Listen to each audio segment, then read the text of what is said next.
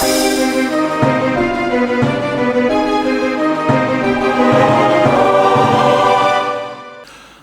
everybody, it's vanburman here. Welcome back to another video.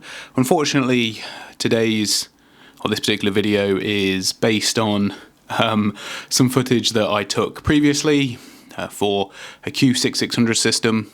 Obviously, you probably tell that by the title. And unfortunately, I haven't got any of the benchmark figures, and I don't have any of the footage really from the machine itself. It was all part of a sort of bigger video I was going to do about, you know, doing up this computer that I bought. It does now reside with one of the main followers, I guess, of the channel, and that's Dave. It's your second shout out this year, I think. And you know, that was really worth doing, and it's something that I wanted to get to him before Christmas. I started working on it and then got sidetracked doing something else. Probably that seems to be what happens most of the time. So unfortunately, this video is a little bit out of sync, I suppose. I'll be doing a bit of a voiceover on it. I did a little bit of me talking about it, showing off various components. So I'll go over that, and then at the end we'll very quickly give a summary of what extra happened and go from there. Hope you enjoy.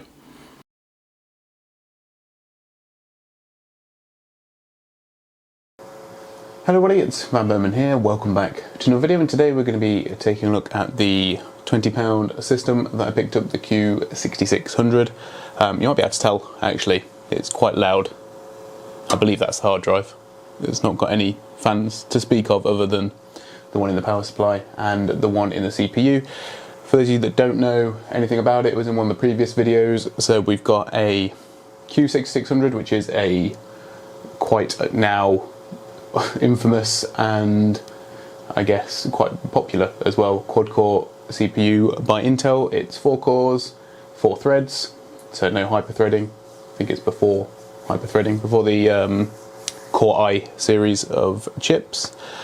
And it also has a base clock of about 2.4 gigahertz. I've got it slightly overclocked to 2.53, something like that. It'll be up on the screen for you to see. This one came with 4 gigabytes of RAM, 2x2, running in dual channel, of course.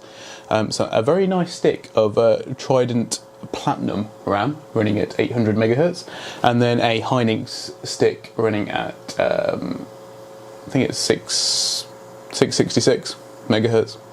So unfortunately mismatched, and there's no way to tune them to the same, and as you know, with RAM usually the lowest common denominator wins, so it is effectively a bit further lower than it could be, but it is what it is. I'm not sure actually what the highest speed the motherboard can handle, but I know it can definitely handle the 800 megahertz.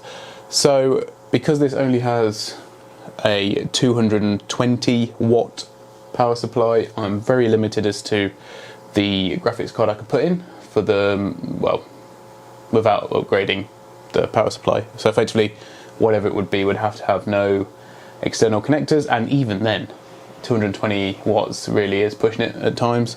So for the purpose of this video, we've looked at the 2 cards I've got that fit the criteria to be used, which is the HD 5670 and also the GTX 1080 Ti. I'm sure you can probably guess which one performed better. not that that was really the point, I guess. It was more in terms of like, how cheap can the build be, I guess. That was more where I was coming from on this one. So if you take into account the cost of the system and then the cost of the HD 5670, you're looking at about £37 to £38. And if you take into account the GTX 1080 Ti, obviously my one is a little bit more on the expensive side because it is the small form factor card, but generally you can get them for about 80 quid. So, you know, £100 system versus a £38 system. I suppose the mid-tier, if you wanted to go that way, would be a GTX 750 or 750 Ti, something like that, which is, you know, probably more around £50–60 all in, maybe a little bit more. But yeah, that's, for me, would be the sweet spot. So I've gone through and we've looked at a few games with this particular build with both of those cards. only a couple, just to give me a general idea and impression. And as you might be able to see behind me, we've got the Epic Games launcher up, and I am begrudgingly installing Fortnite to see if this system with the GTX 1050 Ti would make one of those, gaming PC Fortnite build type things, and how well it will run. So that will be in this video as well when we go through the benchmarks and talk about further discussion points. But I hope you enjoy it, and this is the condition it came in. I guess I should probably talk about the case while we're here. So it's an old eMachines case. It has slots on the front for your SD card reader, for a disk drive as well, and all the usual, a couple of USB ports, audio out, and microphone in. And then the actual side panel is just pure metal, so there's no fans on the side.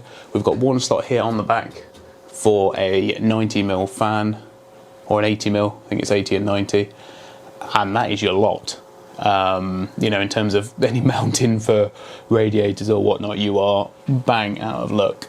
So the power supply has a fan on it, and obviously the CPU as well. So yeah, airflow in this thing would be pretty rubbish. Luckily, obviously, you will only have lower powered cards in there. I think one of the things I want to look at going forward is I have a spare power supply, and I'm going to try some different graphics cards in it going forward. So I will just ask if there's any games that you particularly want testing. I might be able to do with particular graphics cards with the Q6600, because I'm quite interested to see sort of if you had a better, in the hypothetical scenario of this had a better power supply, what you would put in there. For me, I think something around the 460, 470 would be a pretty decent pairing in terms of price performance, but anyway, we'll see. So Left 4 Dead, one of my absolute favourite games to benchmark. This is on the HD 5670, and I haven't got any benchmark numbers, as I mentioned before, but actually it ran quite well, considering. You've got to remember that the 5670 is quite an old card and was underpowered at the time. Still one of my favourite cards to use though, mainly because the one I've got is obviously silent, and actually fits in this build quite well, because you could use it out of the box, and the card's about 15, pick it up for about £15 all day long on eBay. So yeah, in terms of the performance, it's pretty decent. You had the odd spikes in the frame timing, unfortunately, but it ran the game on the highest settings at, I think it was just under 60 FPS. Like I say, unfortunately I haven't got the numbers, and I am recording this externally as well, so it's not probably the greatest, probably not the greatest way of showing it off, but yeah, it's pretty good. And also I must say, with these benchmarks in this video, I only had the CPU overclocked a couple hundred megahertz because I was on the base power supply. So yeah, you can add a few, or add 5 to 10% depending on the game, in performance increase with an overclocked 3 gigahertz.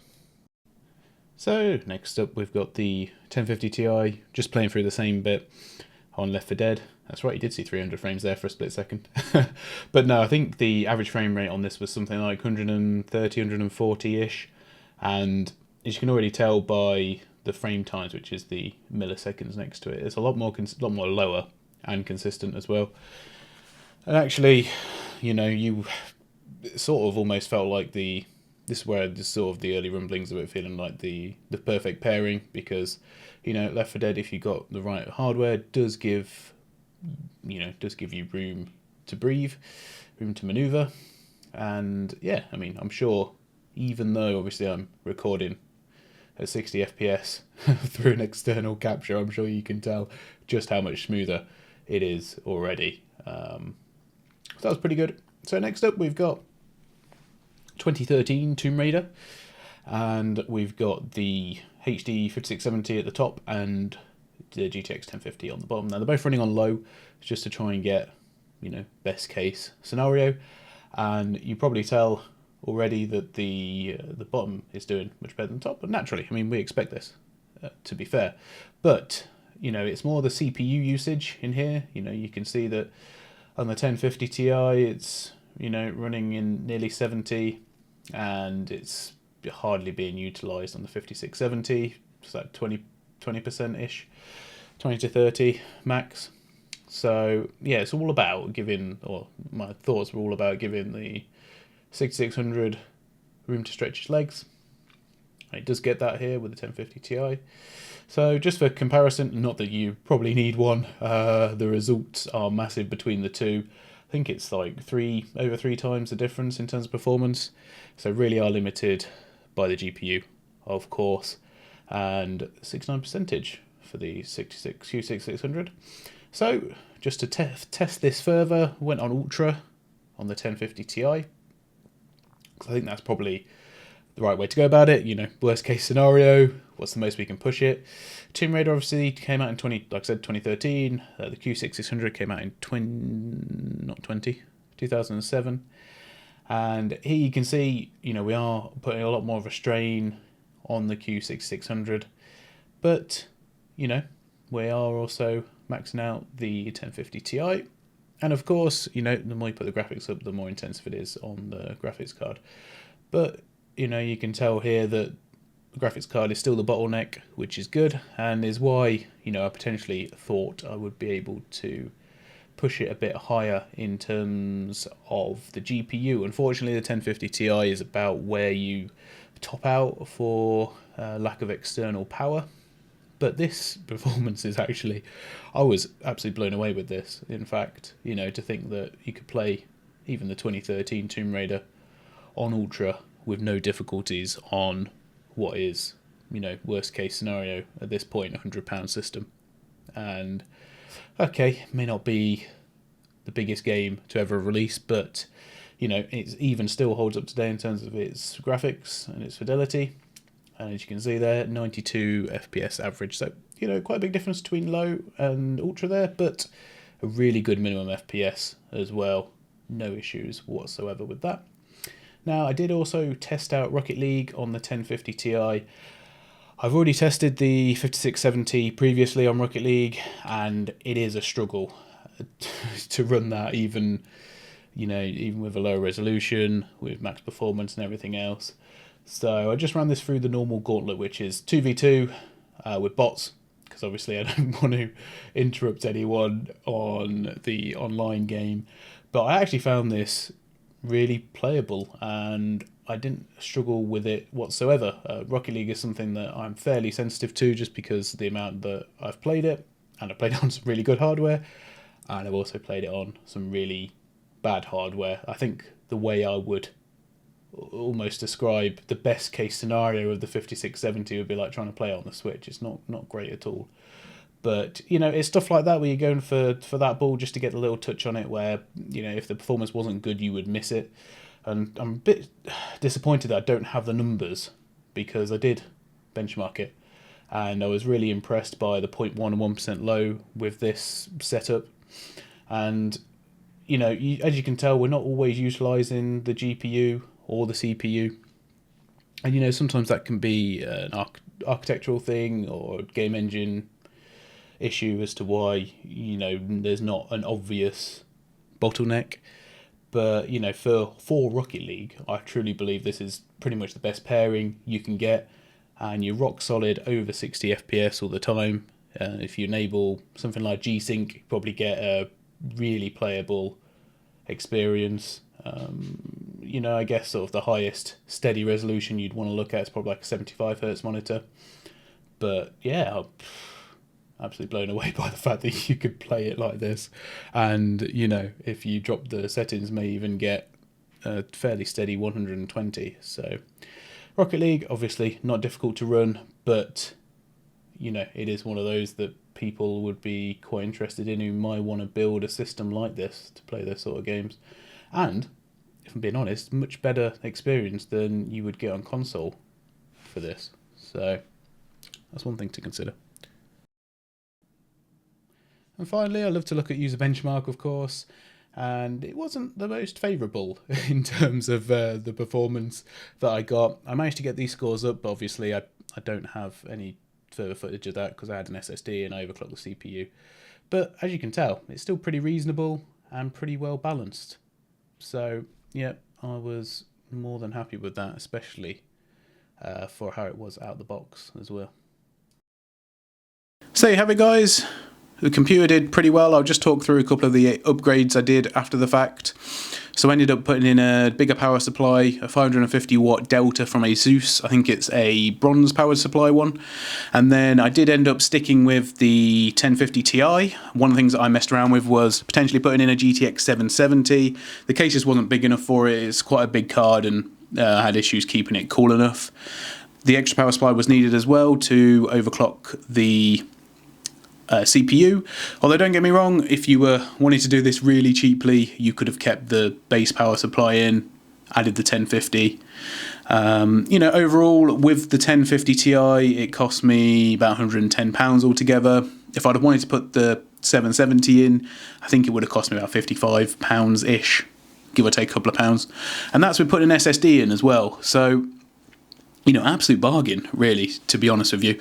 I did change out the RAM as well, because I had some better sticks to put in that were a bit more reliable, shall we say, and both, more importantly, running at 800 megahertz.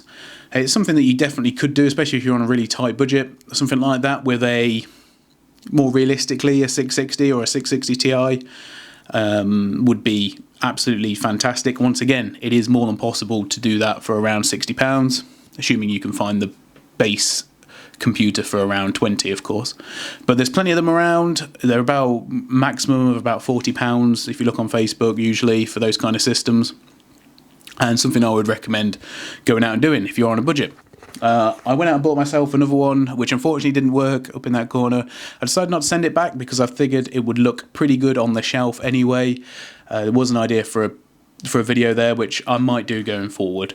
So I'll just say thank you to everyone watching. Thank you to Dave as well, who I believe has been enjoying the PC. I would have spent a bit more time working on it, but like I say, I wanted to get it to him before Christmas, so that was more important, and it took me literally hours of troubleshooting a lot of stuff. So I won't bore you with that, but unfortunately, that is sometimes the life of a PC builder, I suppose, which I suppose feel like sometimes. And yeah, it's been well worth the experiment and the time. So I'm just, you know, happy that Dave's able to get back into PC gaming and play some of the old games he's really enjoyed. Just a shame that, you know, it didn't quite work out the way I wanted it to, but nevertheless, and I didn't manage to do a video on it before. So it's more of a shame for me because I wanted to do stuff, or have been aiming to do things which have been a bit more sort of higher quality this year, and you know, I do my best with this one. Hopefully it's okay, and you know, going forward there will be some stuff that is and isn't higher or lower quality, but yeah, it's just one of them. There's always a mixed bag on this channel anyway, as you well know. But thank you for watching. I hope you enjoyed the video, and do stay tuned because there will be some more videos coming up on the test bench at some point. I made some changes to that, so we'll go through that, and I will also do a little video or something on the well, on all of that. So thanks for watching, guys. I'll see you all on the next one. Bye for now.